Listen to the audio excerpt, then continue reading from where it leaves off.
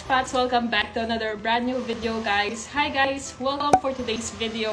Para sa video natin ngayon, i-share ko sa inyo kung paano gumawa ng inyong business account via TikTok. Ayan, makakapagbenta na kayo through TikTok. Ang magandang marketing strategy ngayon is nasa TikTok. So, most of people spending their time on making TikTok videos.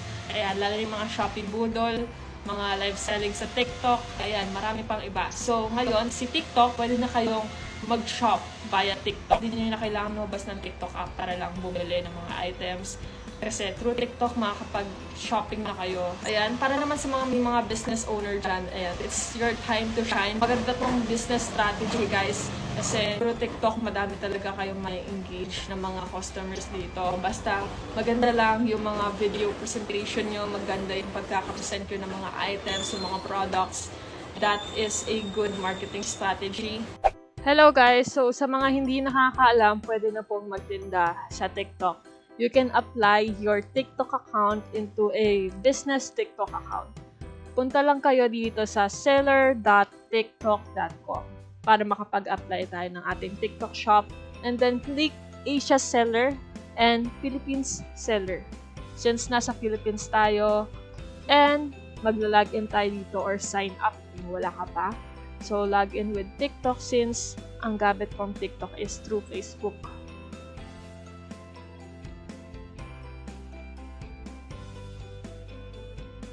Fill upan lang natin yung mga phone number, email address, yung mga verification code, and then password.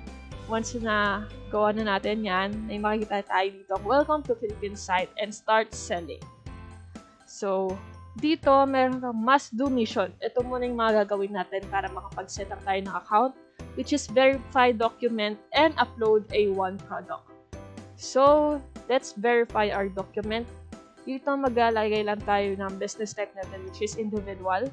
Yung shop name natin, kung ano ba yung shop name. And then, yung ID mo. Kailangan meron kang, it's either TIN ID or passport. So, ayan, kailangan mo i-file, ilagay yung TIN ID mo dyan. So, once natapos na natin lagay yung mga TIN ID natin, i-fill up din lang natin yung mga other details like business owner name. So, once done, pumunta naman tayo dito sa upload one product.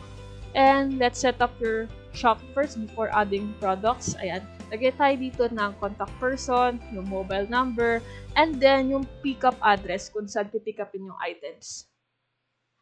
And let's start to create a product. Ayan, kunyari gumawa tayo dito ng women's wear. And yung brand pwedeng wala. And then mag-upload lang tayo ng pictures ng product natin. And let's put some description para sa product natin.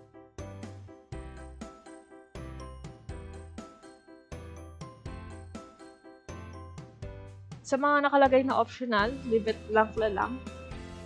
Ayan, maglagay tayo ng price dito, which is 300. Ating product. And your product has been uploaded. So, i-review pa yung product natin kung approved ba or hindi. And once na gawa na natin yan, may mag-email sa atin na kung yung shop ba natin is approved or not. So, ayan, nakapag-send ng email sa atin na approved daw yung ating TikTok account. Na magkakaroon kayo dito, start to sell, link your official TikTok shop account. So, pindutin natin tong link now. And tick. Type is official account and TikTok account username. So, let's say Patricia Teodoro YT. Ayan ang aking TikTok account. Siya over 18, start to send invitation. So guys, sa TikTok account nyo may magre-request na ganito. And ayan, click nyo lang to guys. And guys, click nyo lang yung link with shop. Ayan, link with shop with Popstar Market kung ano yung business account na ginawa. And ito lang guys yung mga steps na gagawin nyo sa business account. And you can start earning with TikTok shops. Ayan, pwede na kayo mag-post, mag-add na mga products nyo. Mas marami na yung chance nyo na makakuha ng mga customers from TikTok kasi nga yung mga items nyo is nasa TikTok na. Hindi na nila kailangan pumunta sa Shopee or anything, Lazada, nasa TikTok na. So, how can you make money from TikTok? So, maraming ways para makapag-earn through TikTok dahil meron ng TikTok shop. So once nakalik na yung shop mo through TikTok, mas madali ka lang makakuha ng mga buyers. And it also depends on your marketing strategy. How will you market the product? Ano ba yung gagawin mo para makabenta ka? It's either you do live selling, kasi marami na yan dito sa TikTok, nagla-live sila. Pinapakita nila yung item. Kunyari, piniflex nila kung gano'ng makaganda yung quality niya, something like that. And another one is to make a TikTok contents. Something like try on video, or ano ba yung magandang features na itong item mo, bakit kailangan nilang bilhin, bakit kailangan nila magpabudol, something like that.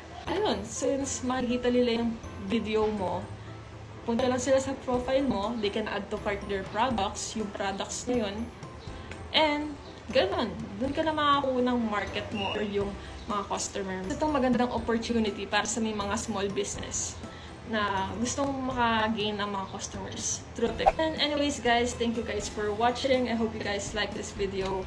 And kung may mga suggestion kayo, leave it in the comment section para magawa natin yan. And thank you guys for watching. Hope you guys like it, and see you guys on my next video. Bye!